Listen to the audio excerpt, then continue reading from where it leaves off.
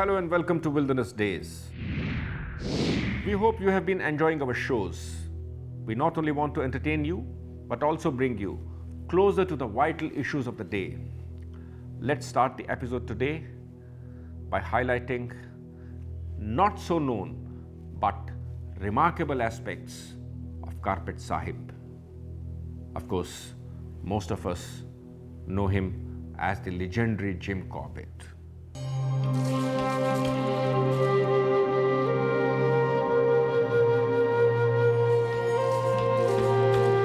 Jim Corbett still lives in Chhoti, Haldwani. A preposterous statement, it would seem. But come to this exquisite little village in Kumaon and you will discover an altogether new face of Jim Corbett. For the people of Chhoti, Haldwani, Corbett is nothing less than God. It was only about a decade ago that Chhoti Haldwani's enthralling secrets started coming out in the public domain. The fact is, each house in the village is indebted to Corbett in one way or another. And these were not debts of money, but of love and generosity.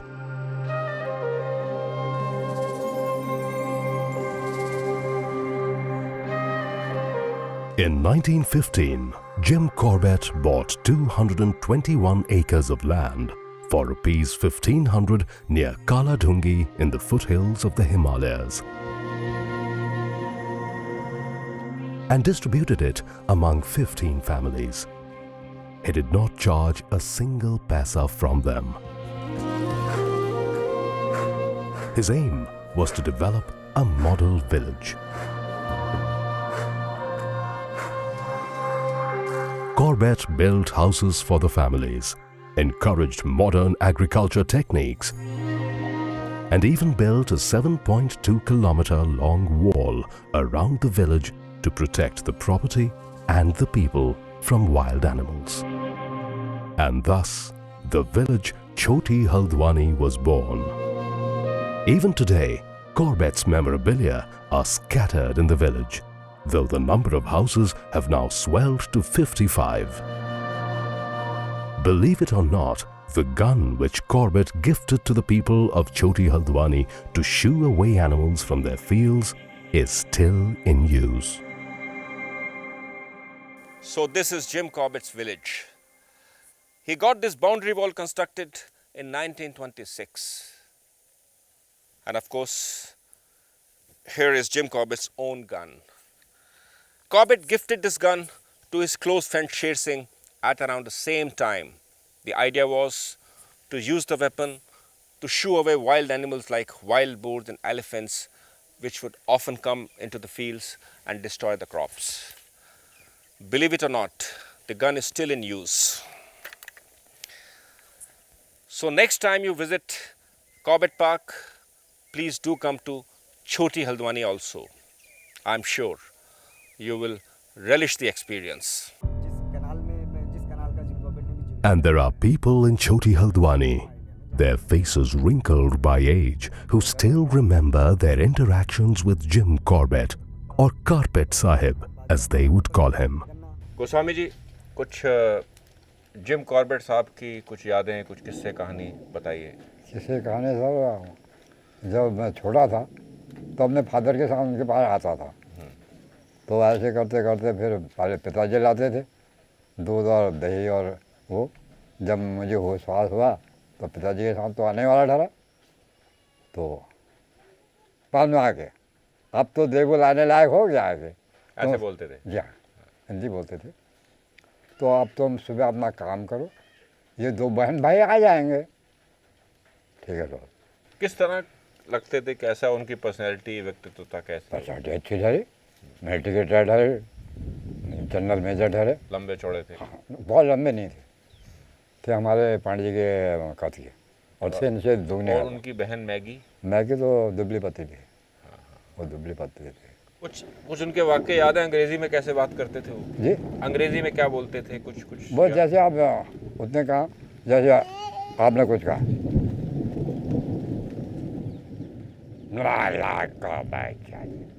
आपको यहाँ पर तमाश देखते हो, निकाल जाओ यहाँ से, get out my boundary. Nonsense, इधर कभी बोल के मत आना। लेकिन दिल के आदमी अच्छे थे बहुत। बहुत। और राजकुमार पांडे जी, आप इसी कॉर्बेट के इसी गांव से हैं, छोटी हल्द्वानी के। अब ये गांव एक बार फिर टूरिज़्म के नक्शे पे आ चुका है। दूर दराज से दुनिया भर से लोग यहाँ पर आते हैं कॉर्बेट साहब की यादों को दोबारा उनकी यादों से रूबरू होने के लिए। कैसा लग रहा है, किस तरह का भविष्य आपको छोटी हल्द्वानी का लग रहा है?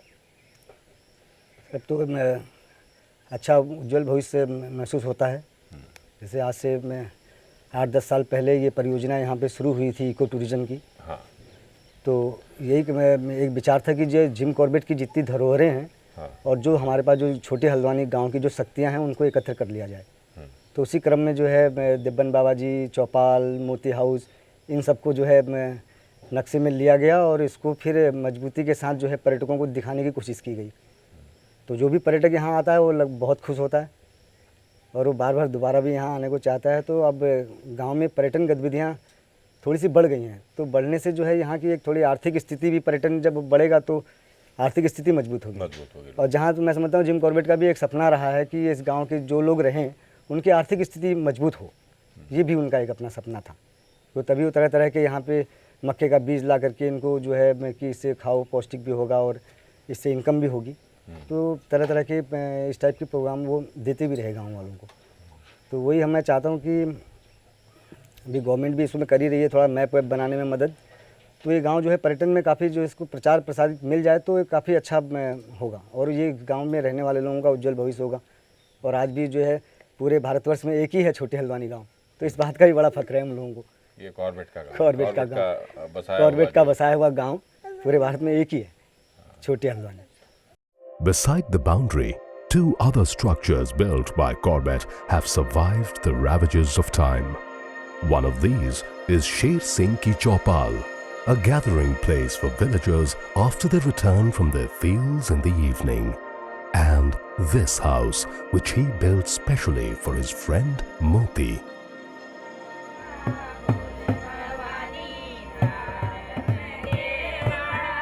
It's outside Moti's house that women of Chhoti Haldwani often break into a folk dance and remember Corbett in their songs.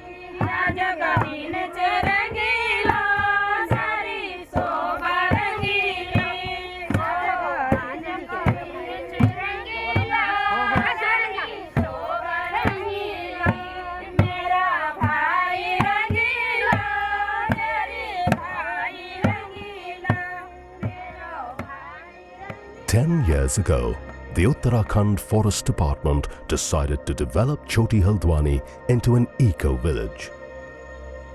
There are guest homes here where tourists can stay and come closer to the unforgettable man who loved this place.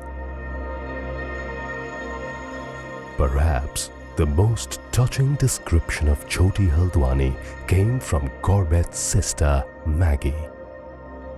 Often, as I walked along its paths as the sun went down, with the evening light on the ripening corn and the blue hills in the background, I would think that there could not be a more beautiful village in the world.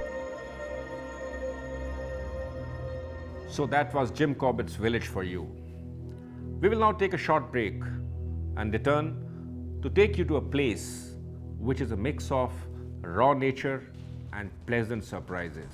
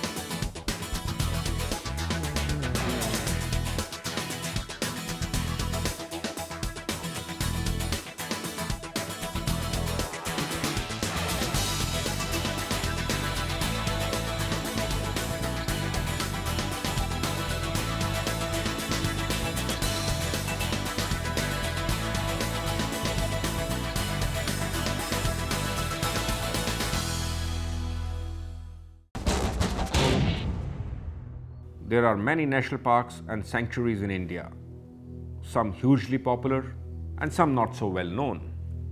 Now this here is a real gem, something which no true wildlifer can afford to miss.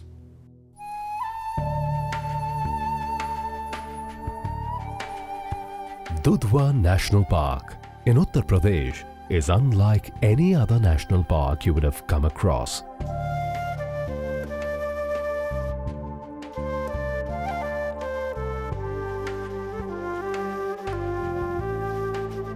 Situated in the Terai belt near the Indo-Nepal border and with a strong human presence around it, Dudhwa is full of mysteries.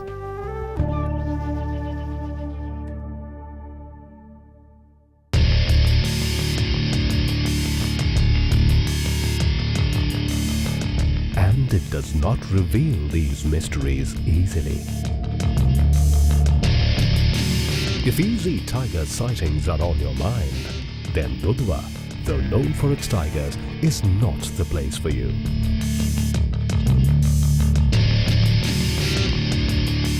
If you cannot resist the comforts of a cozy resort, then also Dudhwa is not for you.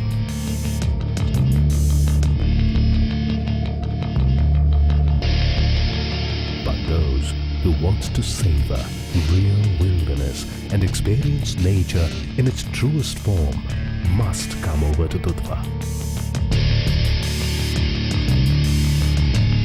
It may well turn out to be the experience of a lifetime.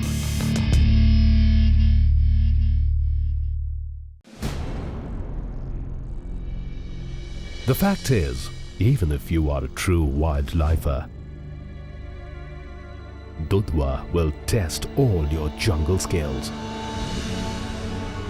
And only then will it reveal its secrets, that too in a piecemeal fashion. Before Dudhwa can be understood or even appreciated properly, it needs to be embraced unconditionally.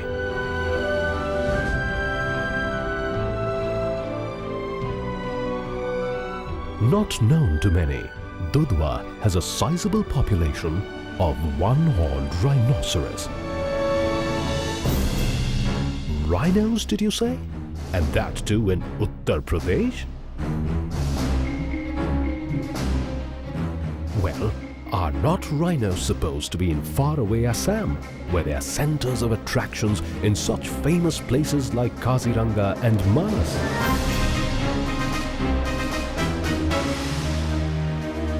Till about 150 years ago, rhinos were found throughout the Terai belt, from Uttar Pradesh in the west to Assam in the northeast. Now they are there only in the northeast.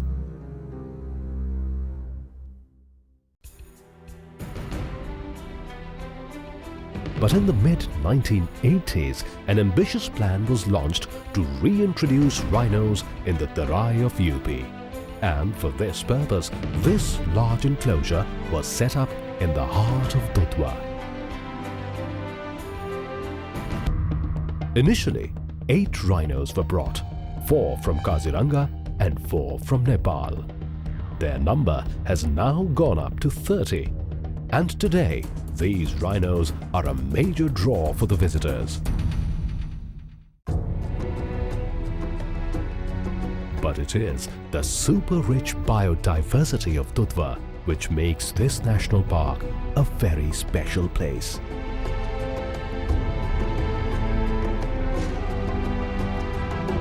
Some of the best stretches of sal forest are found in Dudhwa. The park has several wetlands and flooded grasslands, offering shelter to a host of animals and birds. Almost half of India's Barasingha, or swamp deer, is found in Dudhwa.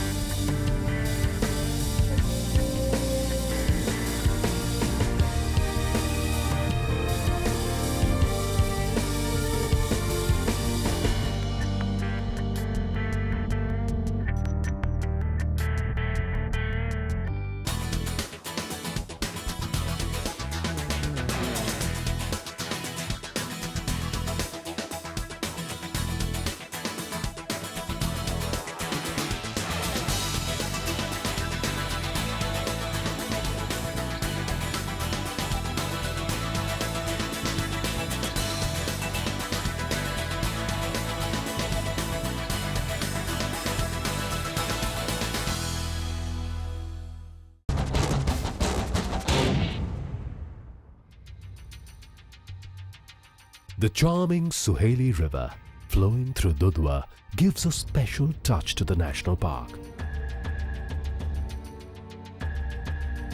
By last count, Dudhwa held some 100 tigers, though never easy to spot one. Even a glimpse of this striped wonder will make your Dudhwa trip memorable. Dudhwa is rather easy to approach for those who want to. From Delhi, one can take a train and reach Shahjahanpur in 8 hours. It takes another 3 hours from here to reach Dudhwa. From Lucknow, Dudhwa is 245 kilometers and can be reached in 6 hours. Palya Kala is the town nearest to Dudhwa. If travelling by train, it's advisable to alight at Palya. From here, it's a comfortable 20 minutes drive to Dudhwa.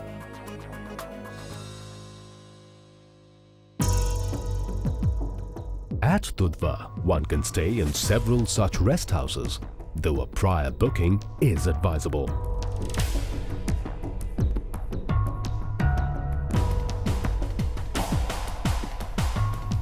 The jungle can be enjoyed through a 4-wheel vehicle or on top of an elephant. For getting the real feel of the forest, an elephant ride is a must.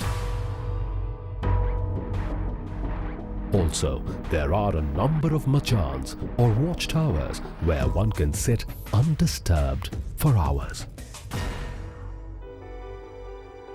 But even the most detailed description of Dudhwa will remain incomplete without a mention of Billy Arjun Singh. One of India's most prominent environmentalists, Billy Arjun Singh was the legendary lover of big cats. And through his books and active lobbying, he became instrumental in getting a national park status for Dudhwa in 1977. In the 1980s, Arjun Singh hand-reared a zoo-born tigress, Tara, as well as several leopards, and introduced these in the wilds of Dudhwa. Though the Tara experiment is mired somewhat in controversy to this day, nobody can doubt Billy's immense contribution to Dudhwa. Dudhwa is flanked by 2 other sanctuaries, Katarnia Ghat and Kishanpur, and all together they form the Dudhwa Tiger Reserve. You can never be certain what you will encounter or manage to click during any given trip of Dudhwa. It's a roll of dice, but there are many to whom possibilities beckon more than certainties. For them, Dudhwa is where they should be. And this here is the video of the week. If you have shot anything interesting in wildlife, don't forget to send it to us. We will telecast it in our show.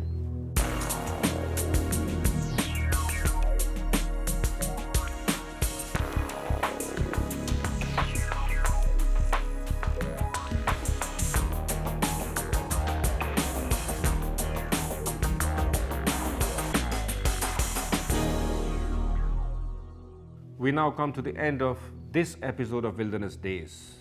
Next week, we will confront a unique threat which the elephants of Uttarakhand are facing.